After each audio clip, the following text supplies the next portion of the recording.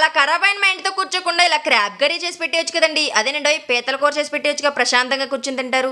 ఇవన్నీ పక్కన పెడితే ప్రెజెంట్ వీడియో చూస్తున్నోళ్ళందరికీ హాయ్ అండోయ్. ఒక మిక్సర్ జార్ తీసుకొని చెక్క, లవంగా, యాలకులు, మిరియాలు 4 తీసేసుకొని 4 ఎండుమిర్చి, 2 టేబుల్ స్పూన్లు ధనియాలు, ముందుగా నానబెట్టుకున్న గసగసాలు, జీడిపప్పు, 2 పెద్ద సైజు ఉల్లిపాయలు పేస్ట్ చేసేసుకొని పక్కన పెట్టేసుకోండి.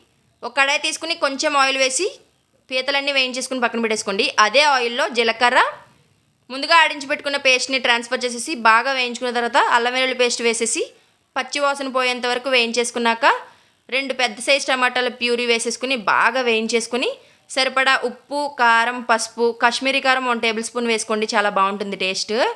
బాగా అడుగు నుంచి పైకి కలిపేసుకున్నాక 4 చీరి పెట్టుకున్న పచ్చిమిర్చి కూడా వేసేసుకొని నూనె పైకి సపరేట్ అయ్యేంత వరకు ఉడికించేసుకున్నాక కరివేపాకు, ముందుగా వేయించి పెట్టుకున్న క్రాబ్స్ కూడా వేసేసుకుని ట్రాన్స్ఫర్ చేసేసి బాగా అడుగు నుంచి పైకి కలిపేసుకొని ముక్కకి పట్టేంత వరకు కలిపేసుకోవాలండి గ్రేవీ.